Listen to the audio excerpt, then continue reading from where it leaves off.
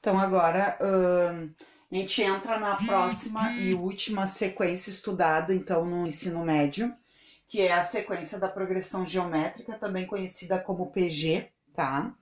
E aí a gente vem com a ideia do que ficou ali na teoria, tá? É uma sequência de números reais, onde cada termo, a partir do segundo, é igual ao anterior multiplicado por uma constante, chamada de razão. Lembra então que em PA a gente tem a ideia de que a razão a gente tem a letra R. Aqui nessa sequência, a PG, a gente vai dizer que a razão ela é conhecida como Q, porque a gente lida com a multiplicação e a inversa da multiplicação é a divisão. Então, foi denominada, né? Então, como Q, a letra que vai indicar a razão dos cálculos aqui, certo? E aí a gente já tem dois exemplos aqui já no quadro, né? Para explicar como é que vai acontecer, né? E o que a gente vai ficar de parte inicial já na introdução de progressão geométrica, tá bom? Então, vamos lá. Sendo A1 igual a 3, representado aqui, e a razão Q igual a 2, então, como foi dito aí, ó, a gente sempre vai ter cada termo a partir do segundo multiplicado a uma constante. Então, essa constante eu chamo de Q, que significa a razão. Então, vamos lá aos cálculos, olha lá. Para mim obter o segundo termo, é sempre o primeiro, que é 3, vezes o Q, que é 2. No caso, então, 3 vezes 2, 6. Quando eu for calcular o próximo termo, esse termo anterior que eu encontrei, que foi o 6, vai me ajudar a definir esse termo 3. Então, A3 é igual a 6, que multiplica 2. A constante permanece, tá? 6 vezes 2, 12. Para o quarto termo, A3 que multiplica a razão. Então, é A4 igual o A3, conseguimos anteriormente, 12 vezes 2, 24. E aí, então, para o quinto termo, né, A4 vezes a razão. Então, o nosso A4 vai ficar lá A5 igual A4, 24, que multiplica 2. O dobro de 24 é 48. Aqui, certo? Então, assim, nós temos uma PG. Então, vou escrever ali, ó. Assim, vírgula, APG será a sequência. Abre parênteses, então, aqui, né? 3,6,12,24,48 e assim por diante, tá bom? O A1 já tinha sido dado no problema, do A2 até o A5, a gente calculou cada um, escrevemos a sequência da PG, tá? Seguinte, número 2. O primeiro termo é 54 e a razão, notem aí, não é um número inteiro, é um número fracionário. Então, é importante para que a gente volte a falar de como que é um número fracionário calculando ao lado um valor inteiro, né? Às vezes a gente, no meio dessa conversa toda de passa para ensino médio e tudo mais, a gente acaba esquecendo. É importante que a gente frise aqui, tá bom? Então, vamos lá. O A2 será 54 vezes 1/3. Olha lá o que eu vou fazer do lado, tá? Então, para aqueles assim que não lembram, né, sobre a questão da matemática. Sempre que a gente tiver um valor inteiro multiplicado por uma fração, a gente tem a ideia de que embaixo daquele número inteiro tem o 1, tá? Ele existe, ele tá ali presente e é bom que a gente lembre dele, tá? Então, olha lá. Como se faz uma multiplicação de fração? Numerador multiplica numerador, denominador com denominador. E aí a gente vai ter 54 vezes 1 é 54. 1 vez o 3 é 3. E aí tu chega no final, não vai deixar assim. Por quê? Porque nesse caso, 54 é divisível por 3. Então, portanto, esse resultado final para o A2 é o valor 18. Se não fosse possível, eu deixaria a fração indicada lá no final, tá? Para o próximo termo, eu tenho que pegar o resultado aqui, então, do A3 igual. Quanto foi observado, quanto se conseguiu lá no termo anterior, no A2? 18. Então, é 18 vezes 1/3. O que que tem embaixo desse 18? Ah, tem o 1. Então, já tem o 1 ali presente. Novamente, multiplicação de fração, né? 18 vezes 1, numerador com numerador, denominador com denominador. 1 vezes o 3 é 3. 18 é divisível por 3? Sim, é divisível. Quanto fica? 6, tá? Esse é o terceiro termo. O nosso quarto termo, ele será o A3, obtido anterior, vezes o 1/3. Novamente aqui também, ó.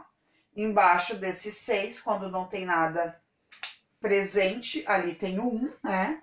E aí a gente vai ter 6 vezes 1, 6. 1 vezes o 3, 3. 6 é divisível por 3? Sim. Quanto? É 2. E aí a gente tem o seguinte, ó, que a PG, assim, a PG, tá? Será, abre parênteses, o primeiro termo lá que foi indicado no problema foi o 54. O segundo obtido, o 18. O terceiro, o 6. O quarto, 2. E assim por diante, certo? Então, o que que a gente pode concluir desse exemplo com esse outro? Que existe uma fórmula geral, assim como na progressão aritmética, para a progressão geométrica agora. Então, sempre um termo, ele será dado do termo anterior a ele, vezes a constante, que agora é representada essa razão, essa constante, pela letra Q aqui nos nossos estudos, tá bem? Muito bem. E continuando, então, aqui, a gente vai ter também, é importante notar que, dados os termos de uma PG, determinamos a razão Q dessa PG, dividindo o segundo pelo primeiro termo. Então, nós vamos ver o que que vai acontecer agora com isso que eu falei, certo? Então, a partir de agora, eu vou falar de exemplos, né, de classificação de uma PG. Assim como na PA nós tivemos a classificação para ela, na progressão geométrica nós também temos, tá? E isso sempre vai depender do A1 e da razão obtida, por isso, novamente, o cálculo da razão. Então, percebam aí o que que vai estar acontecendo e o que que vai ser importante vocês perceberem. Não adianta a gente ter vários dados no caderno ou nas anotações, por exemplo, e não saber como ela vai se comportar, tá? Então, isso é importante que vocês tenham bem claro, tá bom? Então, vamos ver. Eu tenho o primeiro caso aqui de exemplos, e até eu vou escrever do lado aqui, que é as classificações que eu tô falando, para depois não ficar, ah, mas a senhora não colocou que era isso, ah, não foi dito que era, tá? Então, aqui são as classificações das PGs, tá bem? Então, vamos lá. O primeiro caso, tá? A gente tem a seguinte PG. 1, 3, 9, 27, né? Fecha parênteses, tá? E o que que nós comentamos agora anteriormente? Que é determinada uma razão por meio da divisão do segundo termo pelo primeiro. Lembra que para ter o próximo termo, a gente pega o termo anterior e multiplica pela constante? Agora pensa qual é o inverso da multiplicação. Ah, é a divisão. Então, nesse momento, a gente vai ter esse lado agora, tá bem? Acompanhem aí o que que vai acontecer. Foi dito que a razão é o segundo termo dividido pelo primeiro, para ter o cálculo de uma razão. Nesse caso, quem é o meu segundo termo, olhando para a sequência? É o 3. E quem é o primeiro? É o 1. O que é 3 dividido por 1? É 3. Então, para esse caso, essa PG, ela se classifica em crescente. E por que ela classifica em crescente? Porque a gente vai observar algumas coisas que estão acontecendo primeiro, né? E a gente nota o seguinte, que o meu primeiro termo, ele é 1. 1 é maior que 0. E outra coisa que a gente também pode notar aqui é que a nossa razão, ela é maior que 1. Por quê? Porque o valor que a gente encontrou foi o 3. Então, quando tiver essa característica, o valor do A1 é maior que 0 e a razão ela é maior que 3, que 1, ela teve 3 o valor aqui, também é classificada como crescente. Outra situação que ocorre, vocês têm a anotação aí. O primeiro termo ser menor que 0 e a razão a gente encontrar um número decimal entre 0 e 1. Também vai ser classificada como crescente. Vocês vão conferir nas questões depois, tá? Número 2 de exemplo, tá? Agora a gente vai ter um caso de decrescente e a gente vai conversar também sobre ele. 100,50,25, 3 pontinhos, tá? A gente também vai fazer A2 dividido por A1. Eu vou ir direto porque a fórmula tá aqui em cima, eu não vou copiá-la de novo, tá? Então, vamos lá. 50 dividido por 100. Uma coisa bem de praxe aqui é que 50 e 100 são múltiplos, né? Outra coisa importante que vocês também podem perceber aqui é que a gente, na matemática, quando a gente olha um valor, a gente sempre tem o costume de olhar o valor muitas vezes quando tem uma divisão da direita para a esquerda. Por quê? Porque quando as casas finais forem de 0, eu posso chegar aqui, ó, e cancelar. Então, agora eu não vou ter mais o 50 dividido por 100. Eu vou ter o 5 dividido por 10. E aí se torna um pouco mais simples, né? Da gente pensar num número para simplificar isso aqui. Então, ainda eu posso dividir isso daqui por 5 em cima e 5 embaixo. E aí a gente vai ter que resultado, então, né? 5 dividido por 5, 1. 10 dividido por 5, 2. Como é que eu leio essa fração?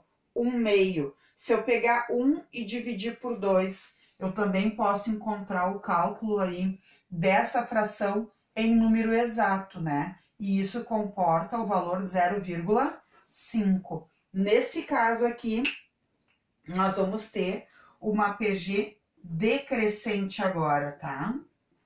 Decrescente. Tem SC no meio desta palavra. Então, duas coisas para ser observada. Primeiro, o meu A1, ele é maior do que 0.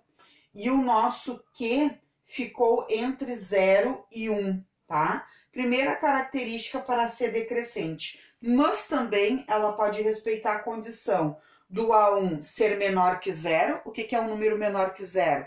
Negativo. E a razão ser maior que 1. Também respeita essa condição, tá bom? Número 3, o exemplo. Vamos lá. A PG que foi dada tem esses valores aqui. 5, 5, 1, 2, 3, 5 lá no final. Vou fazer a mesma coisa. A minha razão é o A2 dividido pelo A1. Quem é meu A2? 5. Quem é meu A1? 5. O que é 5 dividido por 5? É 1, né? E aí a gente tem a característica constante para esse caso. E por que ela é constante? Primeiramente, quando a gente escreveu essa PG, a gente nota que do A1 para o A2, para o A3, para todos eles, se a gente fosse inserir aqui, a gente nota que todos os termos têm mesmo valor. Então, isso gera uma característica de classificar essa PG em constante. Outra coisa importante, a característica fundamental dela, o Q ser igual a 1.